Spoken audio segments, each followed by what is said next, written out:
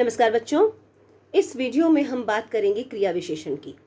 क्रिया विशेषण समझने के लिए आपको कुछ बातों को ध्यान में रखना जरूरी है। सबसे पहली बात तो ये कि क्रिया विशेषण क्रिया की विशेषता बताते हैं। इंग्लिश में क्रिया को कहते हैं वर्ब और क्रिया विशेषण को कहते हैं एडवर्ब।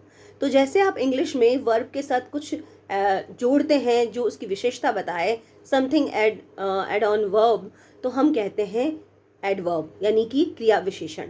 वैसे ही हिंदी में जब हम क्रिया शब्दों की विशेषता बताने के लिए कुछ शब्दों का प्रयोग करते हैं तो हम उनको कहते हैं क्रिया विशेषण।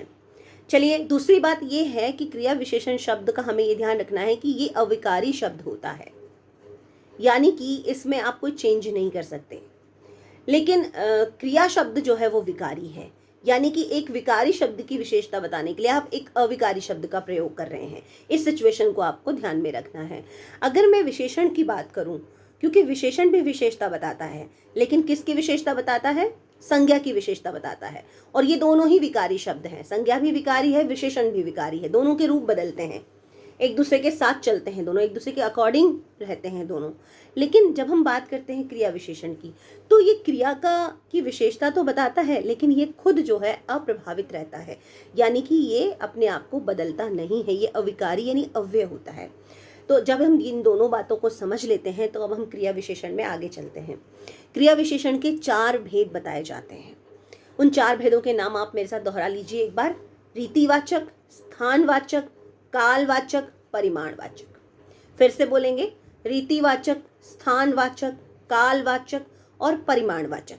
इनकी पहचान कैसे की जाए? जब परीक्षा में हमसे प्रश्न पूछा जाता है कि क्रिया विशेषण पहचान कर उसका भेद लिखिए, तो हमारे लिए बड़ी समस्या हो जाती है, बड़ी प्रॉब्लम हो जाती है। तो उसके लिए मैं आपको कुछ शब्द देने जा रही हूँ। उन शब्दों को आप अपने दिमाग में एकदम सेव कर लीजिएगा कि जब हम इन शब्दों का प्रयोग क्रिया के साथ करेंगे तो हमें कौन सा भेद दिखाई देगा।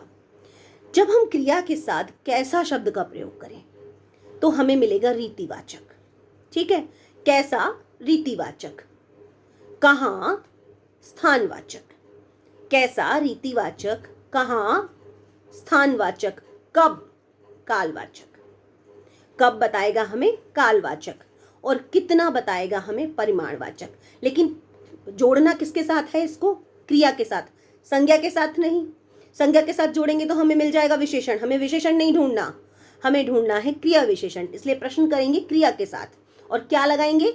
कैसा लगाएंगे। अगर कैसा लगाएंगे उत्तर मिलता है तो हम कहेंगे रीतिवाचक। जब हम कहाँ लगाकर प्रश्न करेंगे क्रिया के साथ और उत्तर मिलता है तो हम कहेंगे स्थानवाचक। जब हम कब जोड़ेंगे क्रिया के साथ और उत्तर मिलता है हमें तो हम कहेंगे कालवाचक। और जब हम कितना लगाकर प्रश्न करेंगे क्रिया के साथ, उत्तर मिलता है हमें, तो हम कहेंगे परिमाणवाचक क्रिया विशेषण। चलिए उदाहरण के द्वारा समझते हैं। मैं आपको एक उदाहरण देती हूँ। वह तेज दौड़ा। इसमें वर्ब है दौड़ा, क्रिया को हमने पहचान लिया दौड़ा। दौड़ने के साथ या दौड़ा शब्द के साथ हम इन चारों शब्दों को अप्लाई करके देखते हैं। कौन कौन से शब्द थे? दोहराइएगा। कैसा, कहाँ, कितना, कब। सबसे पहले हम जोड़ते हैं कब।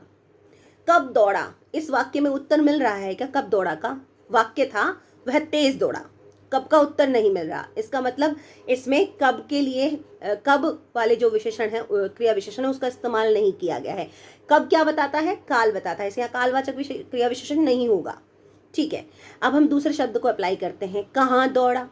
कहाँ हमें बताता है स्थान। यहाँ पर कहाँ का उत्तर भी नहीं मिल रहा है। ठीक है, हम तीसरा शब्द लेते हैं कितना दौड़ा। इसमें कितने का उत्तर भी नहीं मिल रहा है, यानी कि हमें परिमाणवाचक भी नहीं मिल रहा है। अब हम लगाते हैं कैसा। कैसा दौड़ा। कैसे दौड़ा। उत्तर मिला तेज दौड़ा, यानी कि कैसे का उत्तर मिल गया हमें।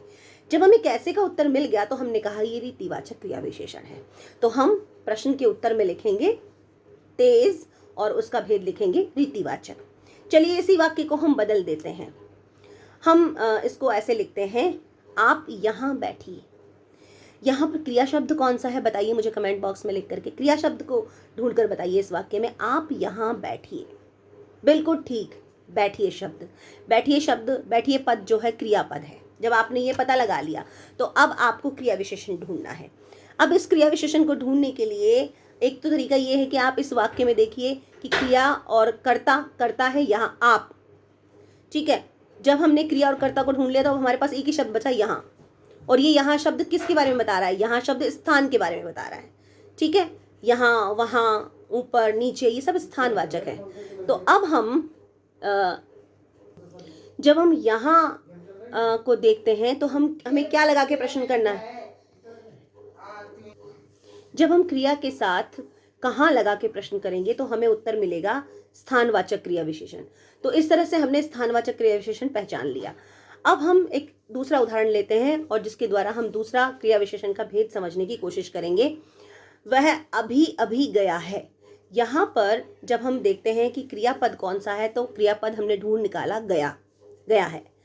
अब गया है के साथ जब हम क्या, कहाँ, कब और कितना, इनमें से इन शब्दों को प्रयोग करके जब उत्तर ढूंढने की कोशिश करते हैं तो हमें उत्तर मिलता है कब गया है। कब गया है का जब हम कब लगा के प्रश्न पूछेंगे तो उत्तर मिलेगा अभी अभी गया है।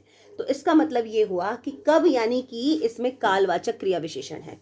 तो इसी तरह से हम जो है 3 प्रकार के क्रिया विशेषण समझ चुके हैं, स्थानवाचक, परिमाणवाचक और कालवाचक। रीतिवाचक का इसका भी हमने आपको उदाहरण बता दिया है। अब हम बात करते हैं परिमाणवाचक क्रिया विशेषण की। इसका कैसे पता लगाया जाए?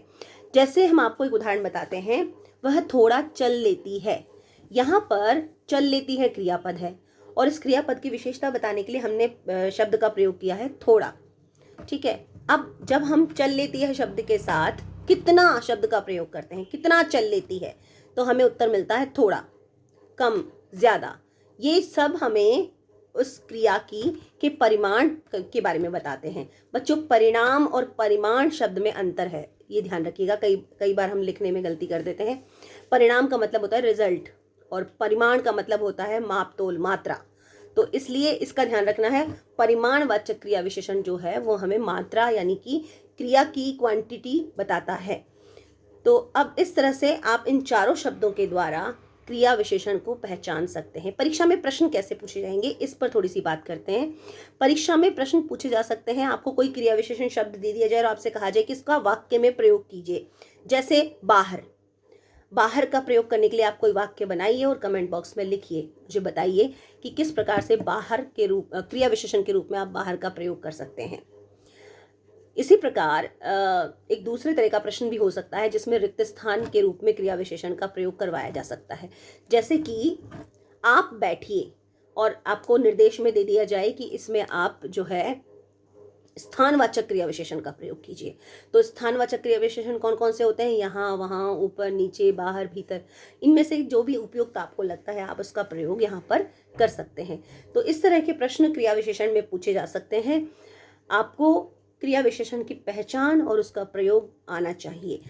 मैं फिर से एक बार दोहरा देती हूँ कि 4 शब्द जो मैंने आपको शुरू में दिए थे, कैसा, कब, कहाँ और कितना, इनको जब आप क्रिया के साथ जोड़ करके उस वाक्य में अप्लाई करेंगे और उस वाक्य में आप उत्तर ढूंढने की कोशिश करेंगे तो आपको क्रिया विशेषण मिल जाएगा। जब आपको कैसा का उत्तर मिल जाए तो आप क्रिया विशेषण का भेद लिखेंगे रीतिवाचक। जब आपको कब का उत्तर मिल जाए आप लिखेंगे कालवाचक। जब आपको कहाँ का उत्तर मिल जाए आप लिखेंगे स्थानवाचक। और जब आपको कितना का उत्तर मिल जाए आप भेद लिखेंगे परिमाणवाचक। तो इस तरह से आप इन चारों भेदों को बहुत अच्छे से समझ सकते हैं। Thank you so much.